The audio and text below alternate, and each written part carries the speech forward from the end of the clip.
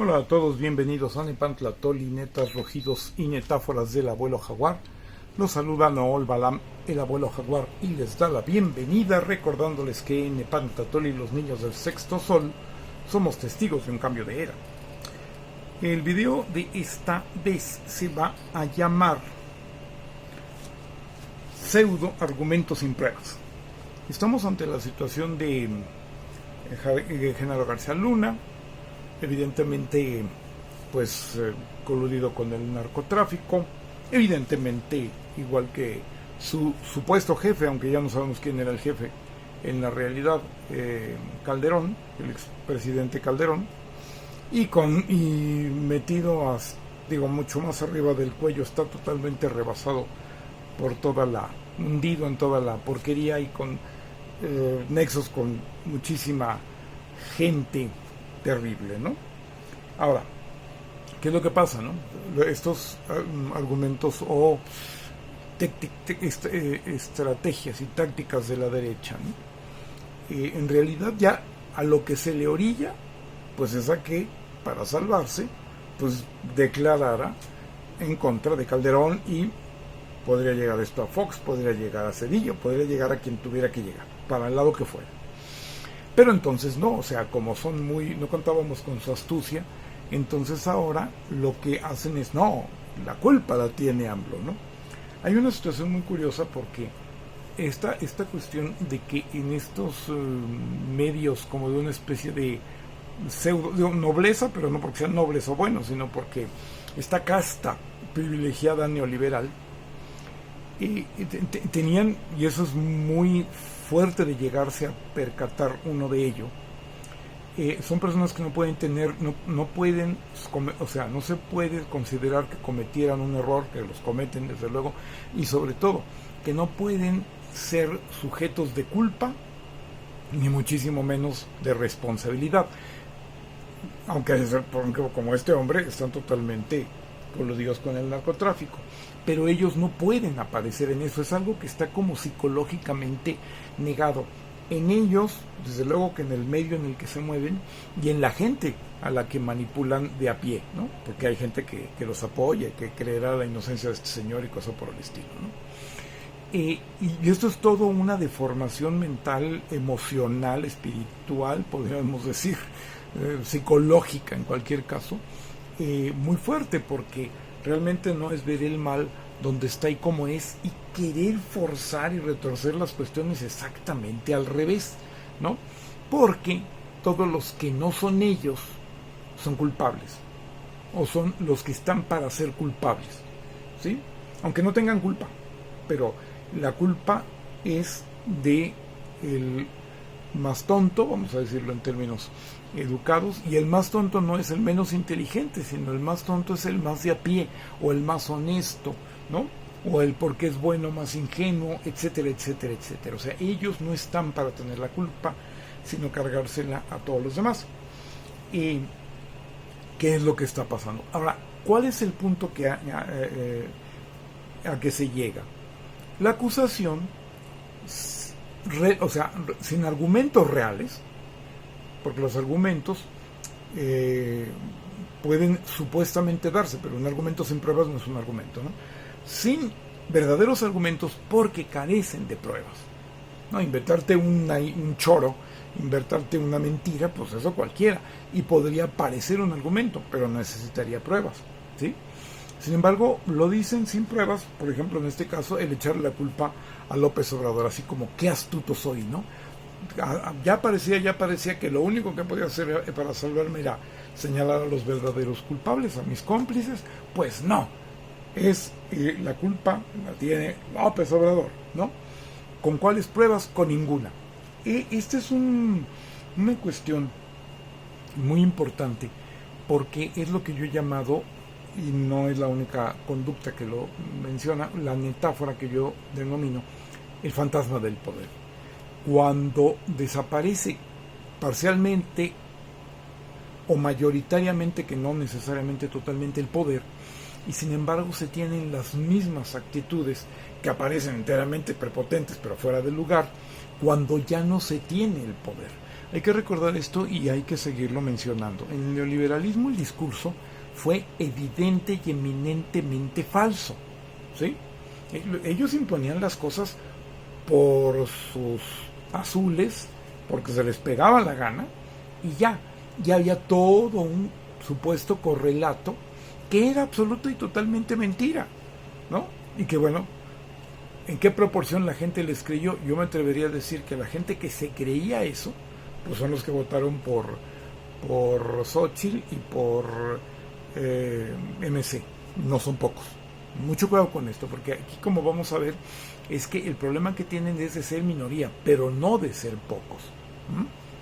Y su estrategia es apostarle a la crisis, y que en una crisis esa gente que no sea poca sea la que pueda salir a la calle, aparentar que siendo muchos son mayoría, etcétera. Por eso se han aferrado a la mentira y a engañar a esta gente, y esta gente ha jugado a ser engañada, y son muchos, para ser engañados son muchos, porque ese es el plan. O sea, no están buscando ganar unas elecciones, están buscando una situación crítica de golpe de Estado en donde esa cantidad de 21 millones de gentes, que mira que no son pocas, 5 millones disfrazados de más tolerante y buenonditas, los de MC, y los otros prácticamente, se den cuenta o no, cayendo en el neoliberalismo, fascismo, anarcocapitalismo del PRIAN, que es lo que está ahora de moda, estas tendencias, pues sí, creyendo las cosas así. Ellos sí verdaderamente con autoritarismo y con arbitrariedad, porque es su concepción del poder. Si el poder no es arbitrario, para ellos no es poder, tanto de quienes lo ejercen como de quienes quieren padecerlo de esa manera, que es una cosa psicológica muy rara, porque se puede entender, pero sucede. Sin embargo, se puede entender que todos los que se ven beneficiados, pues, o por ejemplo, como este señor que se le liberaron las cuentas por ese poder judicial, que todavía hay quien lo defienda, ¿no? Precisamente este tipo de gente que se cree todas esas mentiras, ¿no? Pues se quedas con toda una fortuna, pues el sacrificio es como medio relativo, ¿no? Le liberaron las cuentas a la mujer, etcétera, de García Luna, ¿no? Todo el que se ve beneficiado se entiende, ¿no? Claro que uno lo que quisiera es que no inventaran cosas, que dijeran, lo hacemos así porque queremos, porque nos queremos quedar con todo y Como supuestamente no lo pueden decir, cuidado que no lo podían, porque el que ahora lo dice de esa manera es Milei, ¿sí? Se quieren quedar con todo porque sí, ya.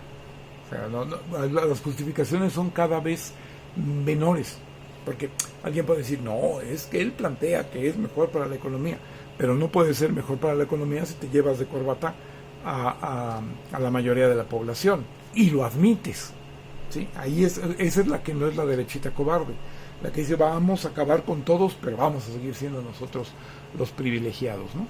O sea, cuidado, porque eso ya se está dando, ese grado de cinismo y de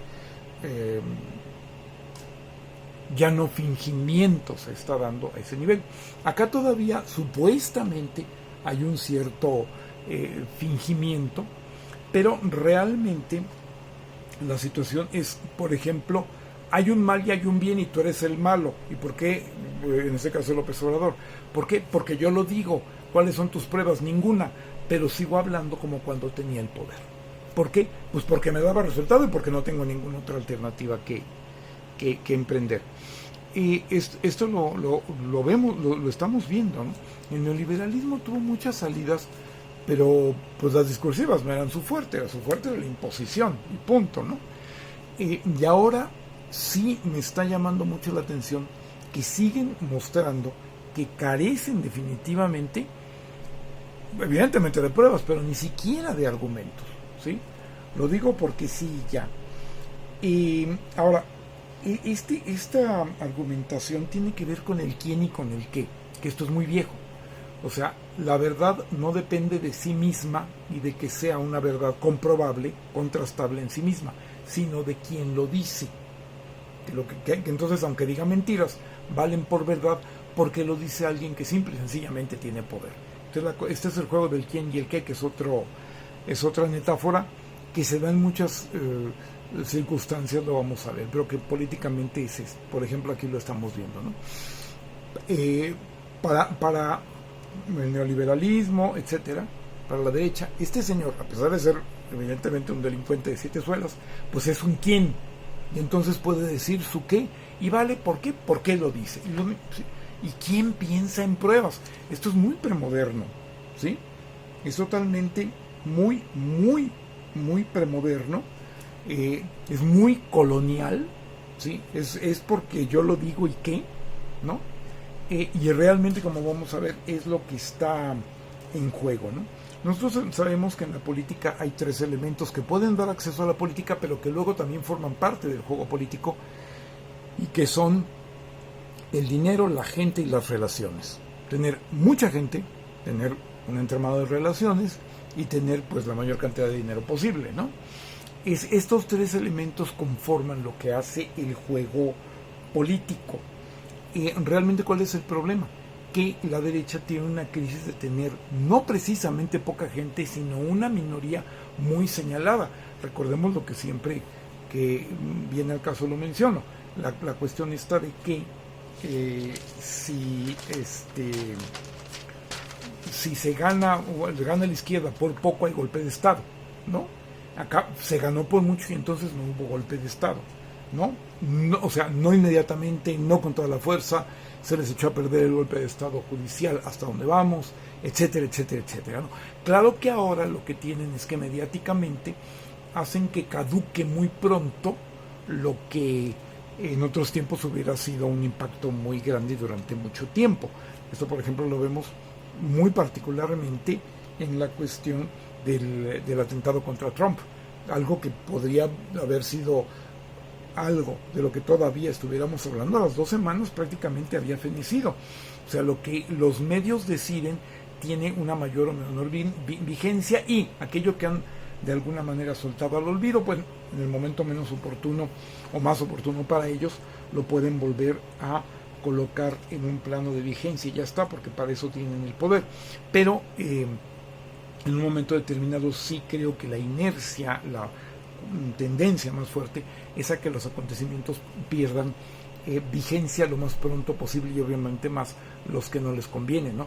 Por ejemplo, los 36 millones de votos ya están volviendo a los 30. Ya me tocó verlo precisamente en gentes que estaban en contra de la reforma judicial. 6 millones de votos se los rasuraron, ganamos nada más por 30 millones como hace 6 años. ¿Y cuál es el problema, no? Ahora, aquí hay una cuestión del fantasma del poder. Ellos no están conservando el poder en sí mismo, evidentemente, o en su mayoría, pero todavía conservan algún signo muy importante del poder.